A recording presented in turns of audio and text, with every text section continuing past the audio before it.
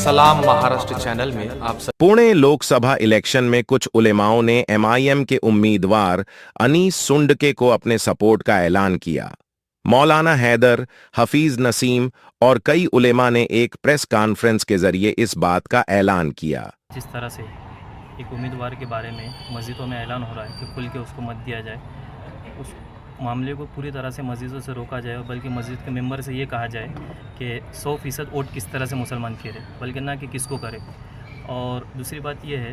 कि ऐसे उम्मीदवार को वोट देने को कह रहे हैं जिसने मुसलमानों के हक़ की ज़मीन, जो वक्फ बोर्ड की ज़मीन होती है, उसको हटकाने की पूरी कोशिश की थी, जिसको अल्हम्दुलिल्लाह अनीस सुंडके साहब के ज़रिए से अल्लाह ने बिल्कुल स्टे लाए। और हमारे को पूरी उम्मीद है कि वो काम रुक कर फिर से मुसलमानों को उनकी ज़मीन वापस से दी जाएंगी इंशाअल्लाह। के सबको पाटिंबा दिया, उनसे बात हो गई और उन्होंने बताया भी कि स्थायी समिति के अध्यक्ष होते वक्त उन्होंने कितना अच्छा काम किया था। हमने पूरा सा उनका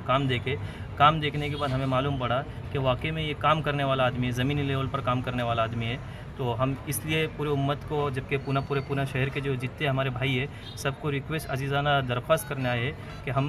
पूरा अच्छी तरह से अनीस सुंडके साहब के हर काम को देख लिए, तो जो भी हो सके, जितना भी हो सके उनकी मदद करें, उनका मुइन मददगार बने और लोगों से अपील करें कि 13 तारीख को निकल कर अनीस सुंडके साहब के सामने जो पतंग का बटन है उसको खूब इससे दबाए और अनीस सुंडके साहब को जीता के लाने की पूरी। हाफिज़ नसीम, आज मेरा मकसद जो है ये प्रेस कॉन्फ्रेंस लेने का ये है कि मैं कुछ दिनों से कुछ क्लिप और कुछ लोगों से मैंने सुना है, जो मस्जिदों से जो ऐलान, मस्जिद के मिंबर पे से जो ऐलान हो रहा है कि फ़ला पार्टी को वोट दो, फ़ला पार्टी को वोट दो, तो ये मुझे कहीं ना कहीं ये गलत लग रहा है। ये ऐसा मस्जिदों के मिंबर पे से ये ऐलान नहीं होना चाहिए। हाँ, आप ये कह सकते हैं कि 100% वोट के लिए निकलो, लेकिन तुम किसी पार्टी की हिमायत मत करो। आज क्या वक्फ बोर्ड के तरफ से एक नोटिस मैंने पढ़ा है, जिस नोटिस के अंदर दिखाया गया है कि जो कांग्रेस के जो कैंडिडेट है अभी, उन्होंने वक्फ, उनके घरवाली के नाम पर वक्फ बोर्ड के ऊपर वो कब्ज़ा किए हुए, वक्फ बोर्ड की प्रॉपर्टी के ऊपर वो कब्ज़ा कर रहे हैं। वक्फ बोर्ड ये हमारी प्रॉपर्टी है